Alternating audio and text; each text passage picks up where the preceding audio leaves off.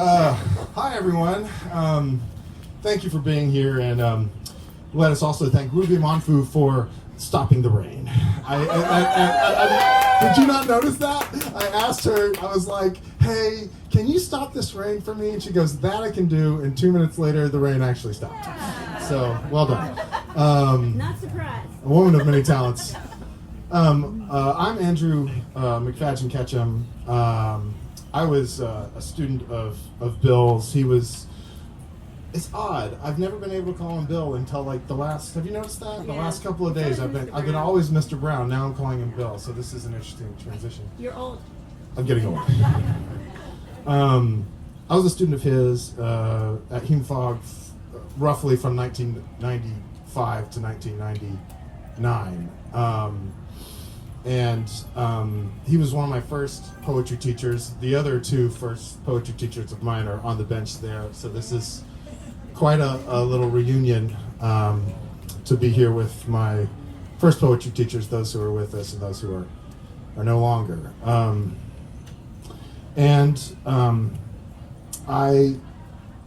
When Bill passed away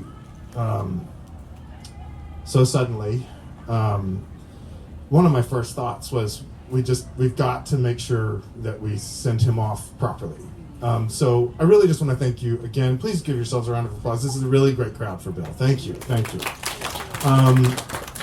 And so when I saw that maybe someone needed to sort of lead the charge, I took over, but immediately contacted some of his best friends and co-writers and teacher friends and just people that he's worked intimately with who know, everyone up here knows Bill better than I do. And so I'm just very thankful that y'all could be here to do this, and we can see him off. And Susie, of course, his beloved wife, is here. And thank you so much for being here. You're the reason that this is happening. So yesterday I was sitting with my wife and I was saying, I don't know what to say about Mr. Brown because there's so much to say. You know, like how do you, it's like kind of writing a poem, you know, like how do you carve away all what isn't necessary, what's needed and what isn't. And this story has popped into my head many, many times as I've been thinking about this event. And the story is that in 2020, my first book came out, and on the same day, the National Basketball Association shut down because of COVID.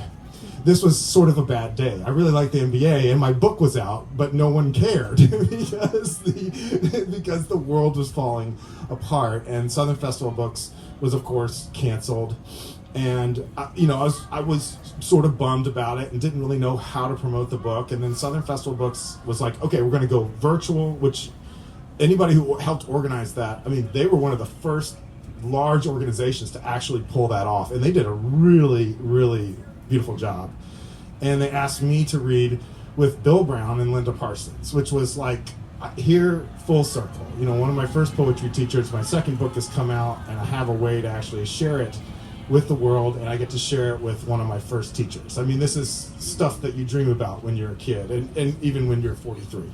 And so the morning came, and I woke up, and I was rather depressed because I wanted, it was like, this is great, I'm glad we're doing this, but I really want to like touch the people who are gonna see this book and see my second book, which I've been working on for like 20 years. I know I look, too young for that, but believe it or not. And, and I took a walk and I tried to get myself going. I was just like, I was just really low. I got on there. Gary McDowell was our host, about 15 minutes early to just sort of chat and get to know each other. We knew each other, but, get acclimated.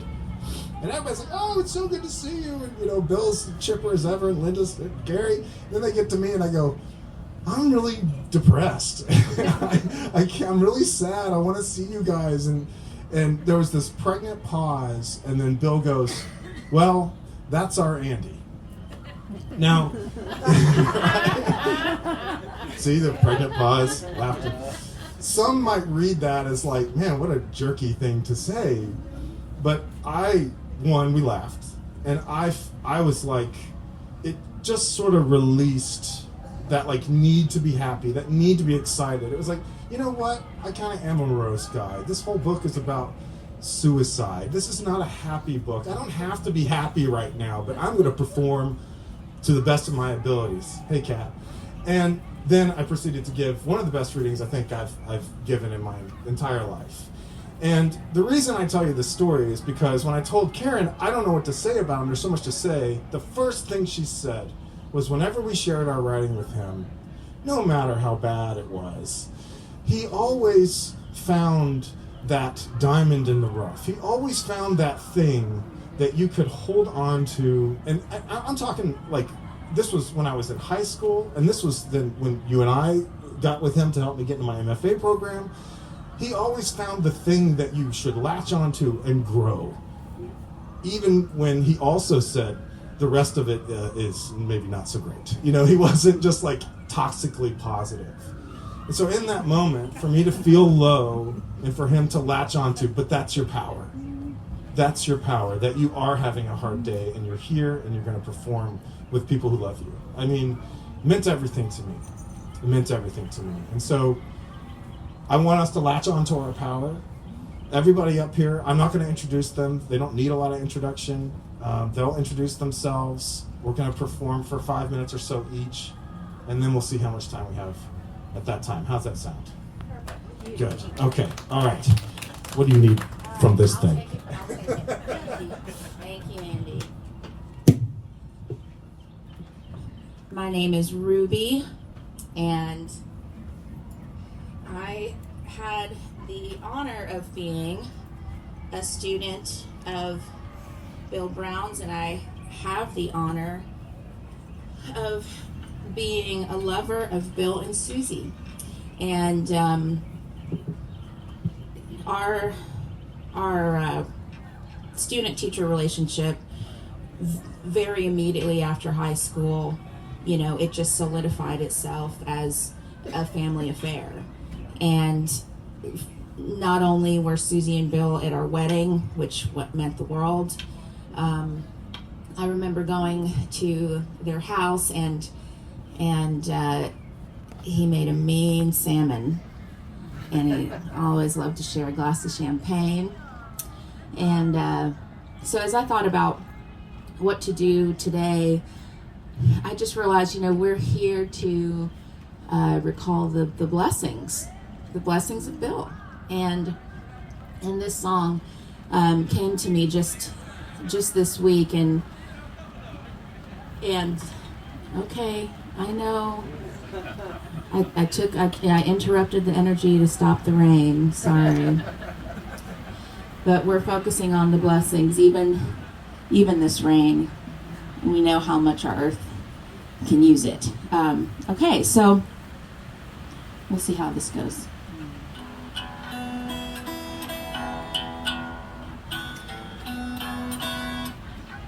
This is a prop.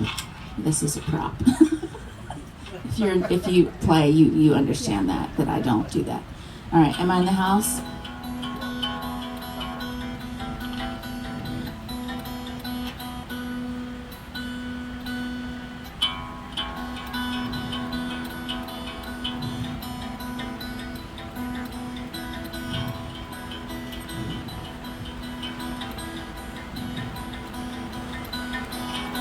I've been thinking about the ending more than I intended to.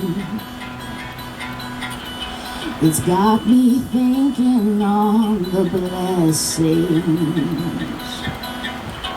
and every gray sky turned to blue.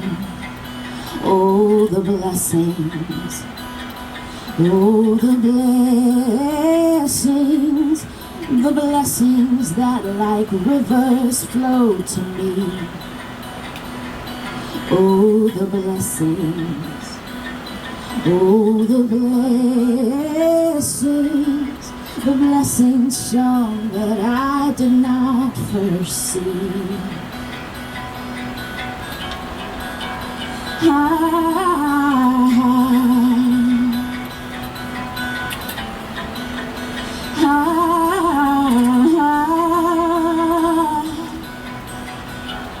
I've watched winters turn to springtimes, Seen daffodils once dormant bloom, and my own soul has also blossomed. And what has been my warmth and food are the blessings, oh, the blessings that like rivers flow to me. Oh, the blessings, oh, the blessings, some that I did not first see.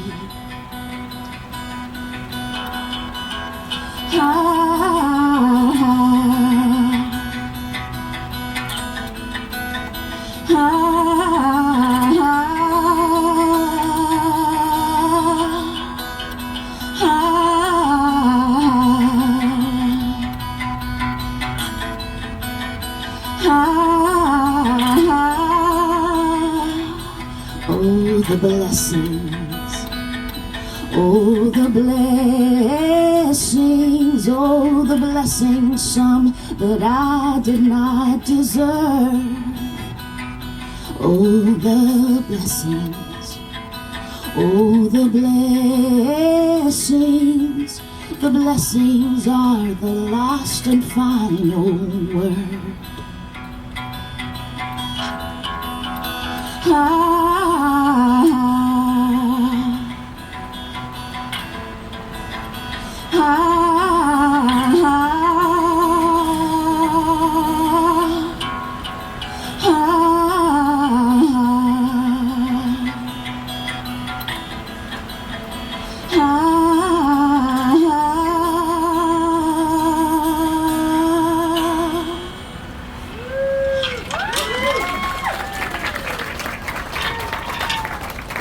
Love you, Suze.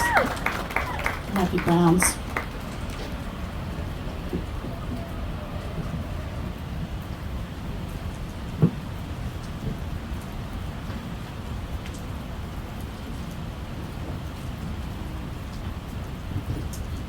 Hey, everybody. I am Sandy Coomer, and I would love to share some memories of Bill, and I'm going to read a poem. I met Bill in 2009 when I was a participant in the creative writing program at MTSU called, well, right now it's called MTSU Write. Back then it was the Writer's Loft. He was my mentor, and I was his mentee, and I had this idea that I could write poetry. I knew nothing about writing poetry, and I knew nothing about Bill Brown, except that he was going to be my mentor. The first time we met, he was toting this huge trunk of books. There must have been like 200 of them. Like this amazing number of books. And my first thought was, he's going to make me read all those books. But instead, he pulled out about a dozen of them, describing in detail all of the authors and the style of poetry that they wrote, and why that particular book was a good fit for me to read. During those 2 semesters that he was my mentor, we met just about every week to drink coffee, read poetry, talk about poetry, and talk about life. I grew to respect and admire him, but more than that, I grew to cherish our friendship and cherish him as a human being. After I finished that program, Bill and I remained close for the next 14 years. We would email, we would go to meet for coffee, meet for lunch. We'd see each other at poetry readings. I went out to St. Simon's Island to visit. We drank champagne watching the sunset. And he poured the champagne in little red Dixie cups. I think maybe he didn't want anybody to see us drinking, I don't know. But and we would also hike at Radnor Lake. A lot of times he would bring me a pimento cheese sandwich, and we would eat in his car, and then we'd go on our hike. I remember one particular time we were hiking, and I was rattling on about some personal problem that I had, and I thought for a moment, I think I'm oversharing. And I said to Bill, I shouldn't tell you all. This is a lot. I know you don't want to hear all this. And he stopped, turned around, looked me straight in the face, and he said, "You can tell me anything."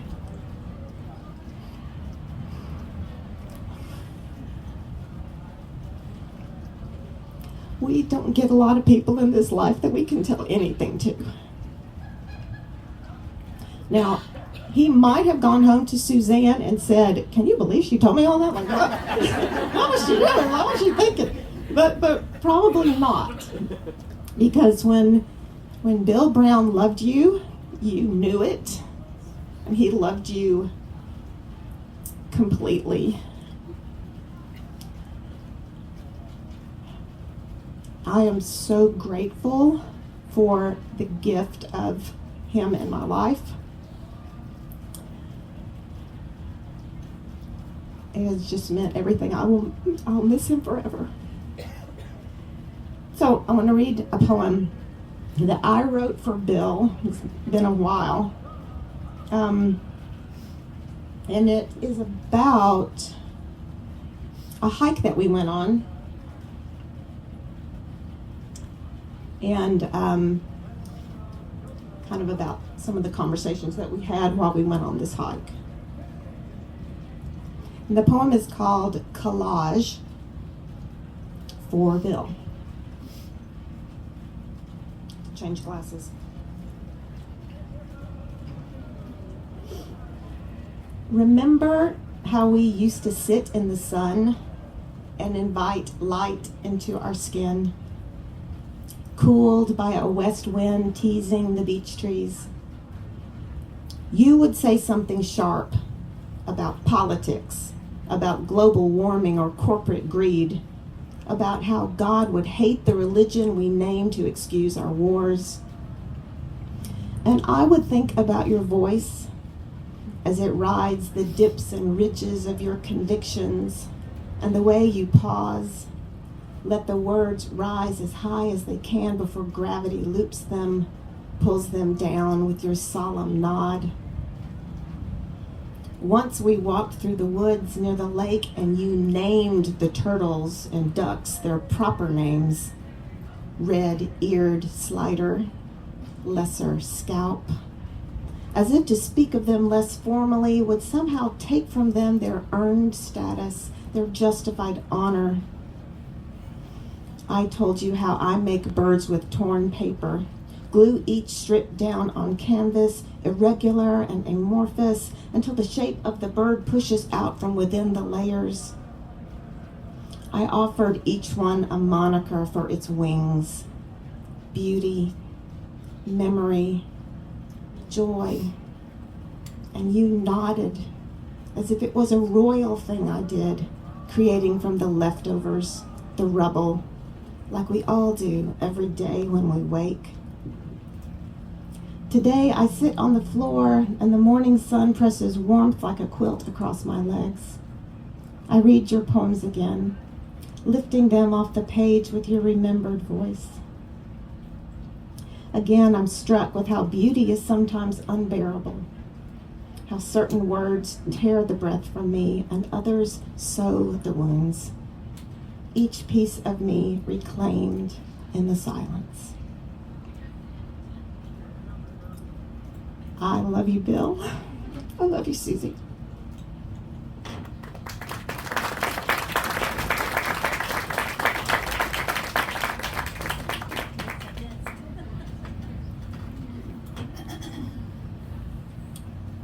I'm Jeff Harden. I've known Bill since 1986, introduced by Mike Turner, who had been one of his students. And I was at Austin P back then, and so Brown was always around, and I will always call him Brown. That's all he is to me. This particular book is called The News Inside. It's very important to me because I was the first person to read it. Brown and I we swapped, I don't know, hundreds of emails through the years, but one year we were in Nashville, and I said, we were swapping poems, and I said, Brown, this is better than what I read on Verse Daily this morning, or Poetry Daily. What I need is a Brown Daily. And and he said, what? And I said, well, that's actually not a bad idea. So why don't we just send each other a poem Monday through Friday, brand new. We're not trying to impress each other. We're already impressed. And we don't necessarily have to try to respond to the poems or say anything like that. It's just a fellowship of writing. And so out of that became most of this book, The News Inside. And so I thought I would read that opening poem, The News Inside. It has an epigraph by Rumi. The news we hear is full of grief for that future, but the real news inside here is there's no news at all. Rumi, the headline news this morning is not new. A gunman enters a fitness center and opens fire on an aerobics class, killing 4. Surely someone should report that a charitable person in every American city fed breakfast to a homeless family. On my creek walk this morning, an eastern kingbird eating a late summer hatch says the bugs are tasty. Early August rains inspire the mock orange to bloom again, perfuming the nest where the wrens have hatched their second brood. Those apples grow from the gift and sink back into the gift, you said. Rumi, what is the reed song in one heart worth? I swear I heard it this morning in the sift of cottonwood leaves on Sulphur Creek, or in my breath, or both. Tell me, who owns that future? Old Sufi mystic, knocking on both sides of the door.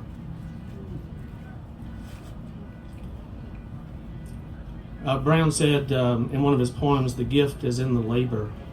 He's repeating something his mother said, and he lives now in his poems.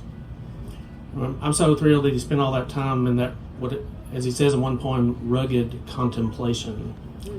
And then just so I don't forget it, because I do take lots of notes, but in 2010, at the Southern Festival of Books, somewhere on the stage, he made this comment: it's hard to write in Robertson County without writing about goats.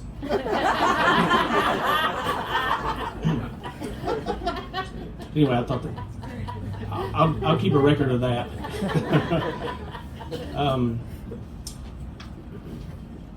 I did walking tours with Brown around Ragnar as well. And I wrote a poem a few years ago and published it about that. It's called Rising and Falling, for Bill Brown. As trails go, they should come with a guide who practically leaps from himself to uncover the first green leaves of toothwort and spring beauty, and almost weeps for the Dutchman's breeches, and places his hand along fallen trees as if to comfort them back to the earth. The moss is having sex, he'll say, bending to breathe across sporangia.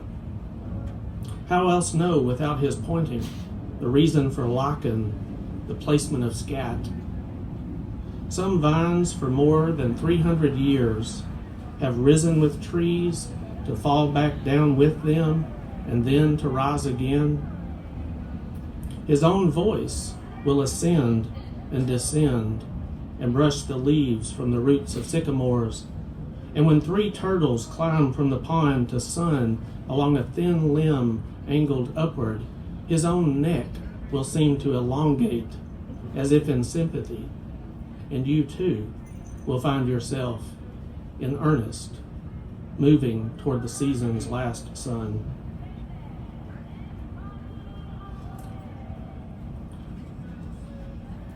Brown's my favorite tour guide. And so I'm going to end with Since we've swapped poems daily for so long, I'm going to read the one I wrote this morning, thinking about reading his poems and coming across a particular line. It's called Holding Forth. I wake to hold forth your words again, become wordless, long enough to listen. I sit in the dark and ache to be no one, not the boy storing fossils in his pockets, not the man whose elders shaped his prayers. Maybe our best thoughts are wordless and keep the world, if only briefly, from deepening the dark of itself. Coyote yips slip through the tree line, rise, crescendo, go silent, begin again. Lines between death and life keep shifting. Is there anything really that isn't holy? One voice gives birth to countless others. Down through centuries they remake the lights arriving, and times grieving, and our words healing, and our sometimes mournful, weary, hopeless, hope-filled believing.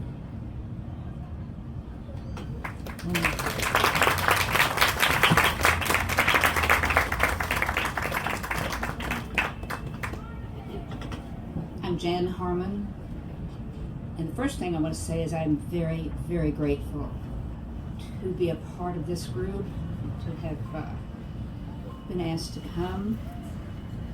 He is with us every day. With me every day, I open my journal. Every day, I write the first word. This great and kind and deeply joyful man, poet, friend, teacher, is with us all every day.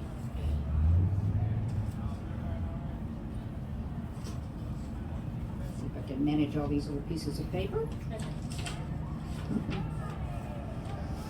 Bill Brown showed us how to find light in the smallest things, how to notice, how to live in awareness of our connections to each other and to the natural world we depend upon.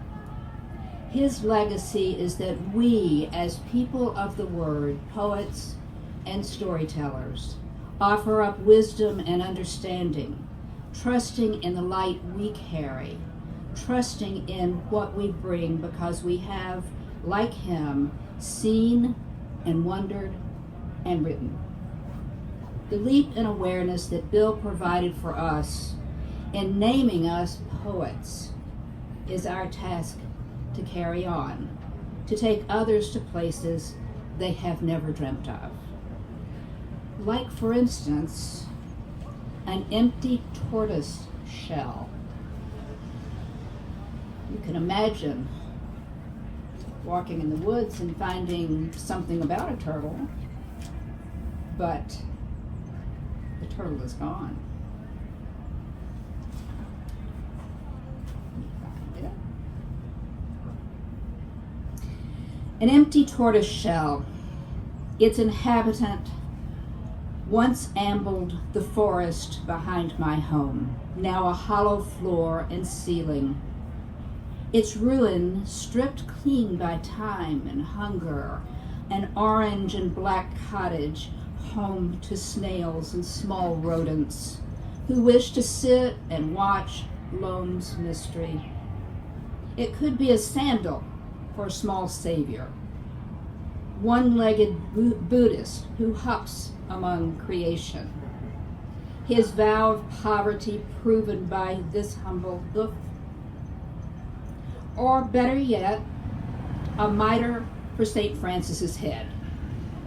He sings his canticle of the sun, praise wind, rain, fire, praise water, rock, shadow, light, praise spring, summer, autumn, winter, journeys to our rightful night. So, Bill taught us to pay attention, to look, to wonder, to notice the things around us. And so, taking inspiration from him, I wrote about a spider that perhaps you have heard about, but I never had, who had built a home right in front of my breakfast table, other side of the glass door. The hammock of the hammock spider. She's built it to last, and it has, through drying heat, thunderous rain, a hurricane that sprawled and overturned our human homes, but not hers. Gossamer silk woven from spinnerets, a horizontal sculpture now hanging against the glass door, the garden beyond, and has, I sense, something to say to me each morning. I sit and look, my coffee steaming, today's book not yet opened. Some sign wavers in today's slight breeze, weather cooling here between seasons. Her seasons so clearly defined, mine hidden in hope. Why have I not seen it before? Only now am I drawn to what has always been calling my attention, this elaborate art of life, nourishment and disappearance. I am drawn here with my eggs, my coffee, to her silent monument where two flies lie in state, a meal no longer needed. Now the hammock trembles, almost a gentle sigh, where I would be ever willing to lie. Thank you.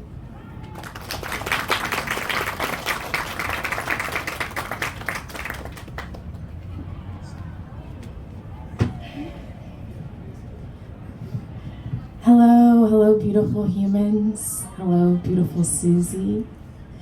Hello, beautiful Bill, who is here in spirit. And Bill Brown is so full of joy, so I feel like a silly person back there tearing up and nearly crying. And I hope I don't become the weeping poet on the mic, but because that doesn't represent his spirit. But it has been such a grief.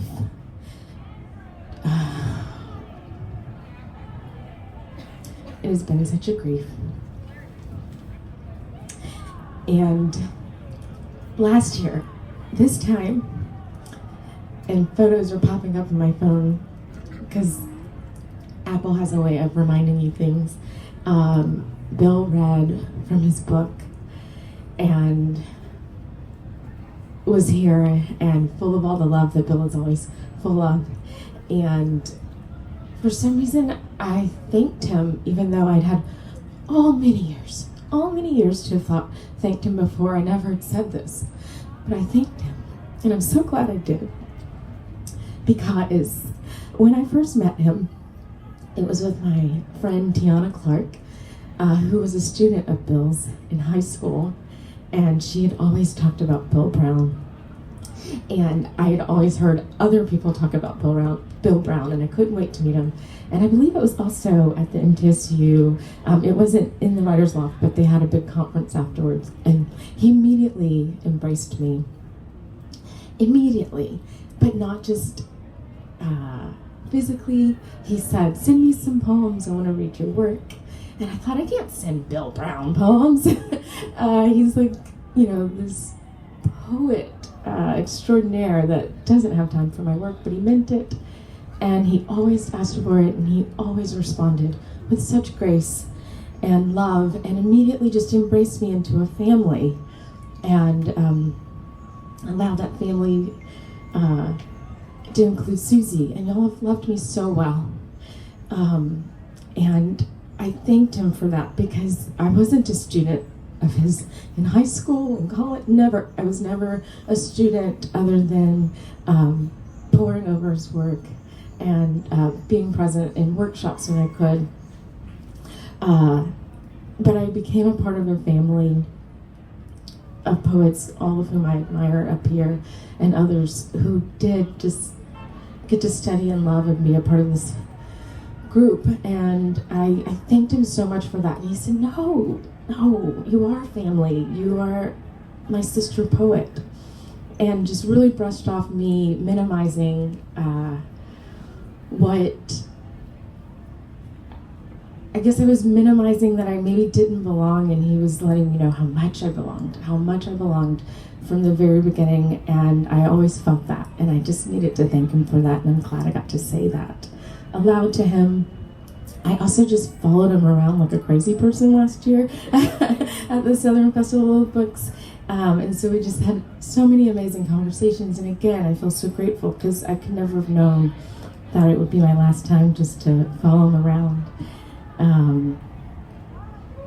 Hug him repeatedly and listen to that gorgeous voice of his. In September, I spent time with his book, The Cairns, and Bill's book that he read from last year was called After, and it was poems where he was responding to other poets. So after this poet, after that poet, some of you here on stage. And so I wanted to write an after poem for Bill, and after spending time with the Cairns, I wrote this one. It's called After Bill Brown. It's about the rain, so the rain really feels like a blessing today. Letter to September. The poem he wrote is Letter to October. Letter to September after Bill Brown. The way rain finds me, wants to be near me, cover me, though I protect myself with windows, hats, umbrellas. I bless her because she last visited too many weeks ago, and my lawn, tan and tired, expands its parched mouth. She feels so innocent, the rain, soft and salt-free here with her quiet pitter-pat, and still I dashed to my car to avoid her. When on the Gulf Coast this very day, she smashed a shoreline like revenge, a lover scarred and writing terrible poetry, language to key unto the spine of a blameless car. I still write of the scar on my back, etched into me when I was 5 years old. Bill, who last visited a year ago, made me describe it. This caterpillar, keloid, and never butterflying. He stacked language on our chests, bind his words around our souls, and squeezed, and yet we do not feel heavy. We do not feel constricted. We feel light, slant rays of a cloud's peekaboo. I want to say I remember the color of his eyes like he remembered his father's. I want to say I ungrave his voice the way he does his mother's, and hear him call me sister. I want to say the sunflower tickweed hugs me around the bend at Shelby Bottoms, and its petals are teachers now. All its yellow must be a friend's afterlife miracle. I want to say that when the rain falls, I don't bow, I look up and risk it clearing my made-up face and say, hallelujah, great sky, you must miss him too. The way he paused to see you and kind to ask your secrets. Some call it pressure, a coalescence when water must fall. I know it's language, tender, offering itself to be close to us still. A wet saint, breathing, lingering, a sweet petrichor. I love you, Bill. I love you, Susie. Love you, Bill.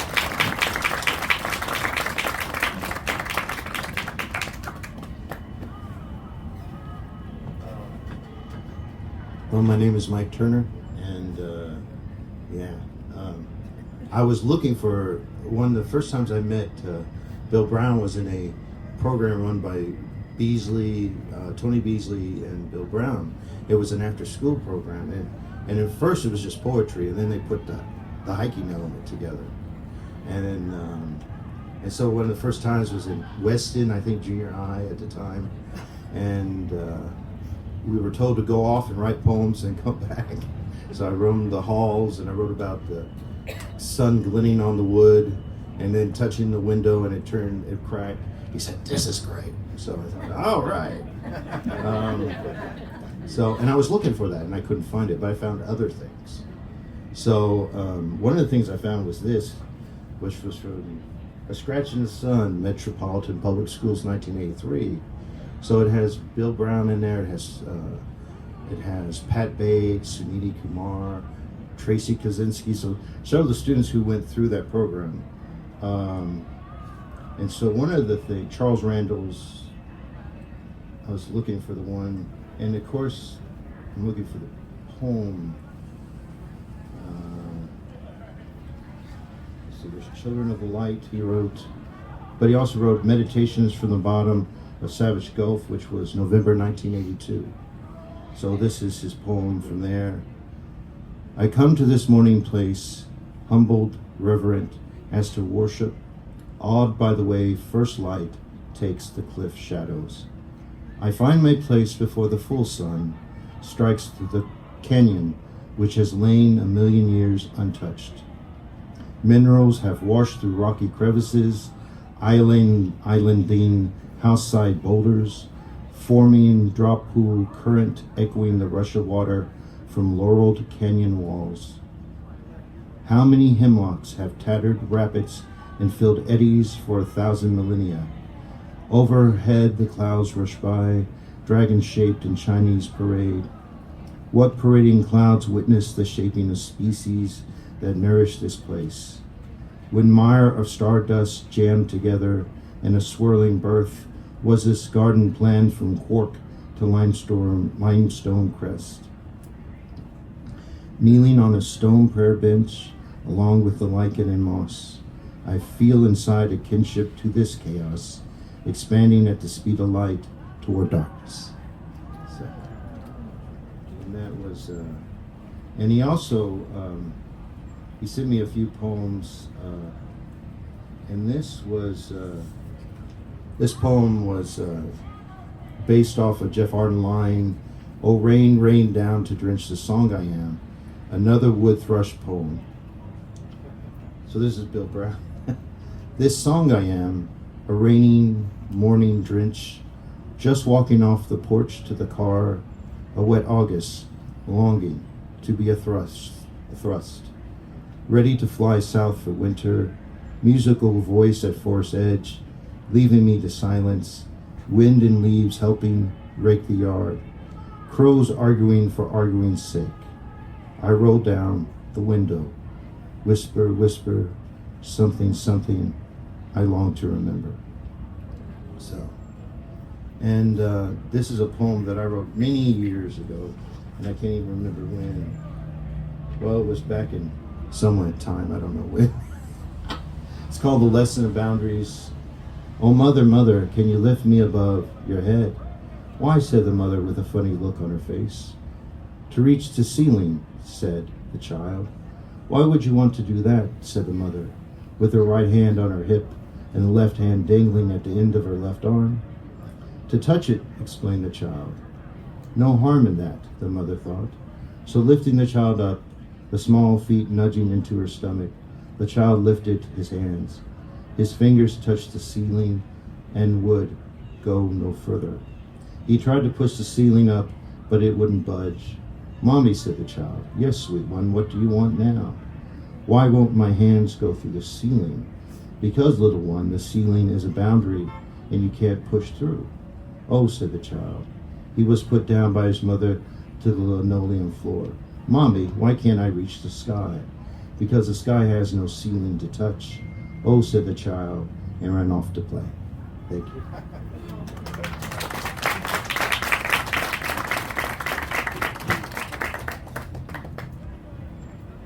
My name is Corey Wells, and along with Sienna, I'm one of those people that Bill just adopted, not because I was his student or formally connected with him, until I was beginning to explore poetry, sort of like Sandy, and I kept hearing Bill Brown, Bill Brown, Bill Brown. And so I signed up for a workshop, and I knew that Bill Brown was going to teach me how to do line breaks, because that was one of the most mysterious things about a poem. And instead he comes in, and if you ever participated in one of his workshops, he comes in with this big, thick handout that has all these poems just plastered all over every page. And I will admit, I thought, well, I can read poems at home. I thought that for just a few minutes.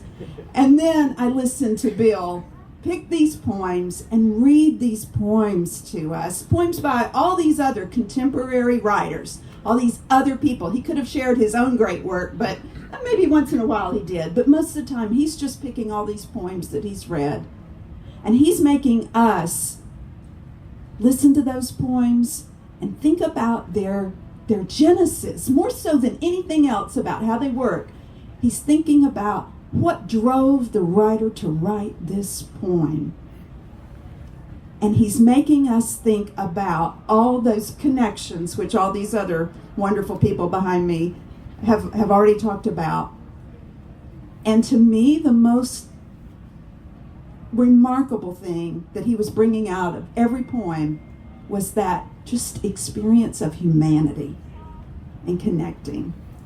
And so Bill didn't just teach me how to be a poet. He taught me how to be a much better human.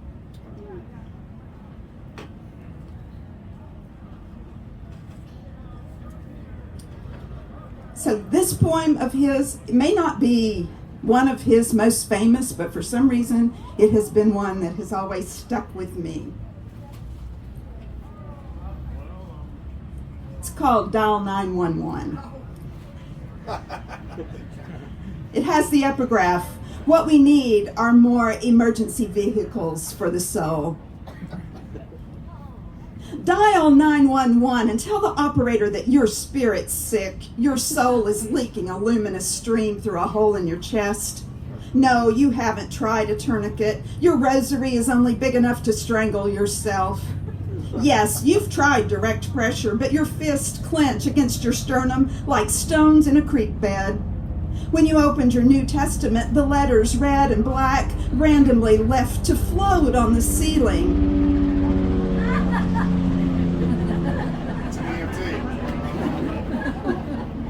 Like alphabet soup or spiritual Scrabble. Hold on, she tells you, and then you hear the siren. Have you had a loss of faith, they ask? Are you experiencing isolation from an impersonal society? Is your life meaningless? How many hours do you spend on the internet or watching TV? We need more emergency vehicles for the soul, they complain. This is the 10th call this morning. Fix yourself a cup of coffee and walk into the backyard and listen to the mockingbird. Touch the bark of the maple. Sit on the porch with your cat. Write a letter to your sister. Try praying when nothing's wrong. You can patch this hole for a time. Look, the light quit leaking out already. You've got a mild case. On the next street, a child is playing Doom with her father's pistol. There's a teenager shooting up with heroin. A terrorist bomb is set to explode into disco. Hindus, Muslims, and Jews are facing off with automatic weapons, and there are Catholics and Protestants who think Mary and Jesus are about hatred and revenge. Sorry, buddy, we've got to go.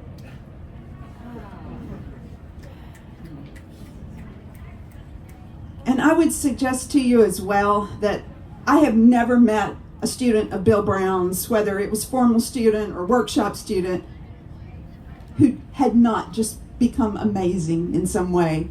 And these people particularly, they're not just great writers, they are great doers for the community. And again, I give Bill so much credit for that. So this is called An Approximate Chronology of Reasons, and it is my reply to Bill's Dial 911, and imagining some of the things that I know from his poems, some of the things I know from knowing him and Susie, but how he became the person he did.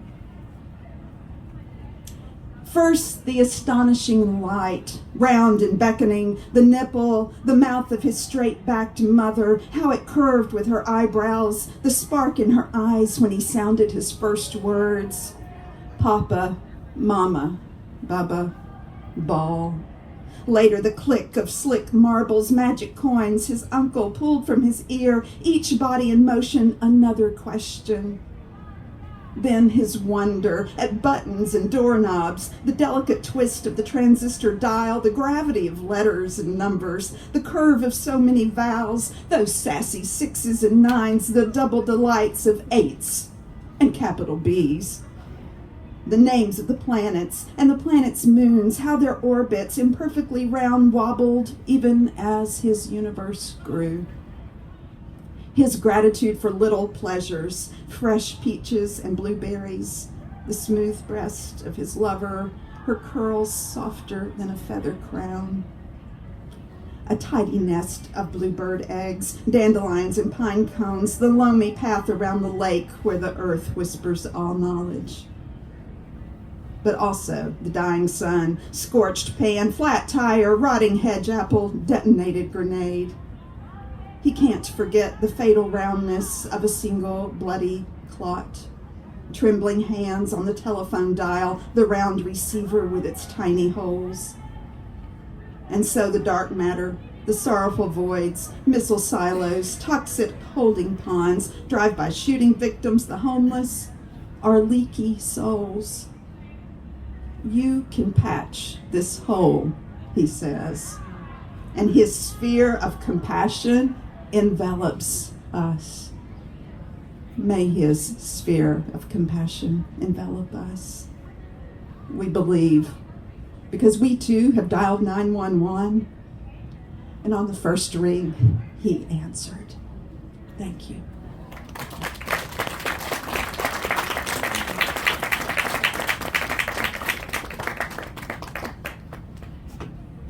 Hello again. Too tall for this event. I'll read like this. Elvis.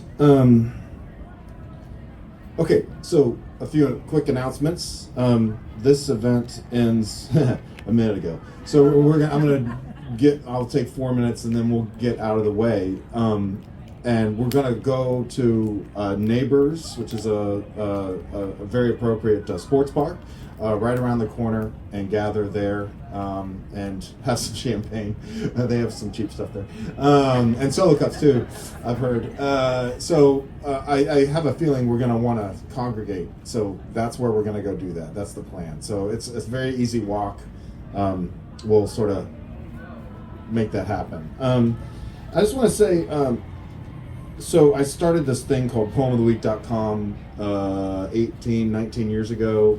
And that means in a year it'll be 20 years old. And it's other people's work. I'm not on it. Bill Brown is on it. And we're going to have an anthology. It's coming out with Madville Publishing. And Bill Brown will be one of 100 poems and poets in the anthology, if that's okay with you. I haven't asked you yet. No pressure. And so this is the poem that's going to be in there. I'm going to read this, then I'll read one of mine, and we'll move on. Tonight, wind traps me with its sound. Eaves creak, twigs bat the windows, a long soft howl builds inside. Love, stay sound in your slumber, and let me bear alone the timbre of coming rain, how first drops against the window collect and run like an old man's tears, quiet and too dear to wipe away.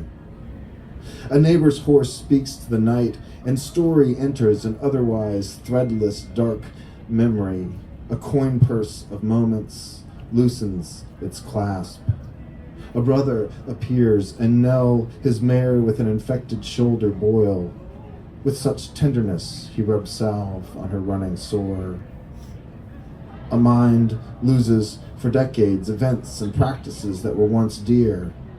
And now I'm old man nobody on a sleepless April night, thankful for a history, how joy and sorrow join hands like twins on a swing set. The past's constant sweeping, rain ends and begins again. I hear a horse gallop in the pasture, perhaps an equine act of worship. If not, I'll claim it as my own. Okay, and then one poem from you. Yeah, thank you. We need an